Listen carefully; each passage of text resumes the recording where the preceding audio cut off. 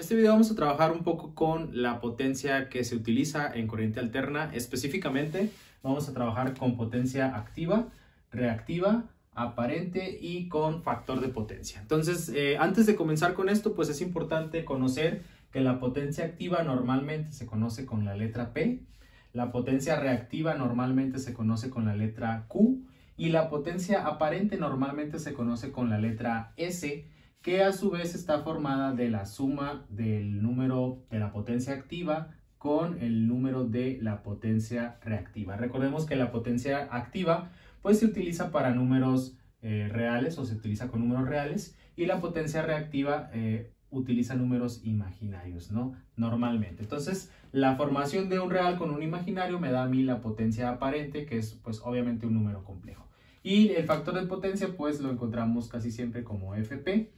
Vamos a estar utilizando varias fórmulas ahí para poder calcular esto, pero pues aquí hacemos la lista de lo que nos están pidiendo, ¿no? Nos están pidiendo la potencia activa, la reactiva, la aparente que vemos por allá y por último el factor de potencia. Entonces vamos a empezar calculando la potencia aparente, porque de ahí se desprenden los valores de la potencia activa y reactiva. Entonces, bueno, yo necesito calcular el valor para la potencia aparente, que se representa de esta manera. Vamos a utilizar la fórmula de la potencia aparente es igual al voltaje total multiplicado por la corriente total del circuito. Entonces necesitamos conocer el valor del voltaje total, que ya lo tenemos por aquí, es la única fuente que existe, son 100 ángulo de 15 grados volts, en este caso estamos trabajando con volts, y me falta conocer la corriente total. Entonces, para conocer la corriente total en este circuito, pues lo primero que tendríamos que hacer es conocer la impedancia total, es decir, hacer la reducción del circuito. Y para eso, pues lo que vamos a hacer es estas dos ramas que tengo aquí están en paralelo. Entonces ocupo hacer el paralelo de estas dos ramas y después el resultado sumarlo en serie con las otras dos impedancias que tengo acá. Recordemos que cuando quedan en serie, pues ya nada más hay que sumar los puros números reales con reales y los imaginarios con los imaginarios. Entonces, el primer cálculo que vamos a hacer, pues obviamente necesitamos la impedancia total del circuito para poder conocer después la corriente total. La impedancia total, les dejo aquí el video de cómo se calcula para hacer este video un poquito más rápido, y ahorita conoceremos ya el valor de la corriente de la impedancia total. Entonces, una vez calculada la impedancia total, la representamos aquí de las dos maneras que la necesitamos, en su forma rectangular y en su forma polar. Y con este dato podemos pasar al lo siguiente que necesitamos, que es la corriente total. Entonces, recordemos que la corriente total la vamos a calcular con ley de Ohm. En este caso sería voltaje sobre impedancia. En este caso, voltaje total sobre impedancia total.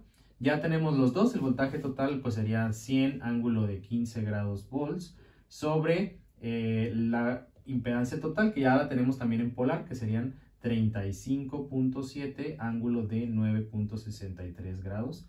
Aquí son volts y aquí son ohms. Entonces, una vez que nosotros obtenemos este valor, el valor de la corriente total es un total de 2.8011 ángulo de 5.3669 grados amperes. Entonces, este sería mi resultado de la corriente total. Obviamente sabemos que tenemos que hacer la división de 100 entre 35.7 y la resta de los ángulos, que sería 15 menos 9.63, de donde sale el 5. Ahora lo que hicimos es una reinterpretación del circuito en donde ya solamente ponemos la impedancia total que habíamos calculado, que fue de 35.19 más 5.97J. Y obviamente al ser la única fuente, pues aquí sale la corriente total, que ya habíamos dicho que es el valor de 2.80 ángulo de 5.36 amperes. Con estos datos ya puedo yo continuar ahora sí a calcular el primero de los datos, que habíamos dicho que íbamos a calcular la potencia aparente o la potencia total de este circuito. Y lo que tenemos que hacer pues es una sustitución. En este caso el voltaje total ya lo tengo, son 100 ángulo de 15 grados volts, y la corriente total ya la tenemos también, son 2.8011 ángulo de 5.3669 grados amperes. Entonces, bueno, esto es una multiplicación de polares y pues bueno, la multiplicación de 100 por 2.8011 nos da un total de 280 .11 y los ángulos se van a sumar, en este caso serían 15 y 5.3669, lo que nos va a dar un ángulo de 20.3669 y como estamos calculando potencia aparente hay que poner las dos unidades que son volts y son amperes, entonces estamos trabajando con volt ampere. Este resultado está en polar, entonces lo que nosotros vamos a hacer es una transformación a rectangular para conocer por separado cuál es el valor de la potencia activa y cuál es el valor de la potencia reactiva. Entonces lo que vamos a hacer es hacer la conversión de polar a rectangular y bueno, los números que nos van a dar son un total de 262.5984 más 97.4868 J y en este caso seguimos hablando de volt ampere. Entonces ahora sí, esto ya va a tomar los resultados que debe de tomar. Por ejemplo, aquí ya estoy hablando de la potencia activa y aquí estoy hablando de la potencia reactiva. Recordemos que la potencia activa se enlaza con los números reales y la potencia reactiva con los números imaginarios. De esta manera ya contestamos tres de estos incisos, que en este caso sería la potencia activa, la reactiva y también tenemos la potencia aparente, que sería todo cualquiera de estos dos números.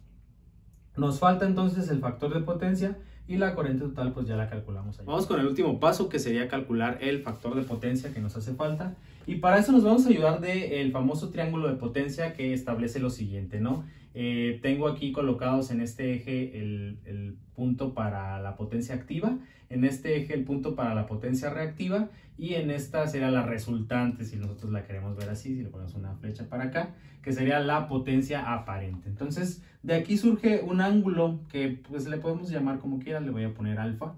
Este ángulo es el que nosotros vamos a necesitar para calcular el factor de potencia. La fórmula que necesitamos para factor de potencia será coseno, en este caso, del ángulo, ¿no? ¿Cuál ángulo? El que voy a calcular. Lo que sigue, pues, es sustituir valores. Yo ya conozco los valores de P y los valores de Q. En este caso, la P, pues, tiene un total de 262.59 y la Q tiene un total de 97.48. Entonces, bueno, aquí estamos hablando de watts, en este caso, y de este lado estamos hablando de bars, ¿no? Ahí está. Entonces, recordemos que estas son las unidades que establecen para la unidad de medida de la potencia activa y la reactiva. Ahora, este ángulo pues va a salir con una identidad trigonométrica, ¿no? Yo conozco, para este ángulo conozco este lado que viene siendo el adyacente y conozco este lado que viene siendo el opuesto, ¿no? Entonces, alguna identidad trigonométrica que me relacione opuesto entre adyacente pues sería tangente, ¿no? Donde me dice la tangente que es igual al opuesto sobre el adyacente. Ahí está. Entonces, pero pues yo lo que quiero conocer es el valor del ángulo, ¿no? En este caso pues sería la tangente del ángulo es igual al opuesto entre el adyacente. Y para eso entonces el ángulo será la tangente inversa, en este caso, de la división del opuesto sobre el adyacente. Por lo tanto, haciendo la sustitución, pues entonces esto será igual a la tangente inversa del opuesto, que son 97.48 sobre el adyacente, que son 262.59, y esto nos da un total de un ángulo de 20.36 grados. Si se fijan, este ángulo de 20.36 grados exactamente corresponde con el ángulo que ya habíamos calculado para la letra S o la potencia aparente. Y en realidad pues tiene toda la lógica del mundo, porque la letra S pues es esta línea que tenemos por acá, esta resultante que sale entre la potencia, en este caso activa, y la potencia reactiva. Entonces coincide ya, en este caso pues nada más estamos usando los mismos números, por eso nos está coincidiendo nuestro ángulo que vamos a utilizar para nuestro factor de potencia con el que nos salió en la potencia aparente. Entonces esa es una de las formas de verificar, tiene que ser el mismo ángulo. Y ahora sí, nuestro siguiente paso será calcular el factor de potencia utilizando el ángulo que nos dio ahí. El último paso será calcular mi factor de potencia, que sería el coseno de alfa en este caso, y alfa ya habíamos dicho que vale un total de 20.36, entonces mi factor de potencia será multiplicar coseno de 20.36 grados, lo que nos va a dar un valor total de 0.9375. Entonces para mí este será el valor total de mi factor de potencia. Con esto terminamos todos los ejercicios o todos los incisos que nos estaban pidiendo, en este caso la potencia activa, la potencia reactiva, el valor de la potencia aparente y el factor de potencia que ya lo acabamos de calcular, que sería un total de 0.9375.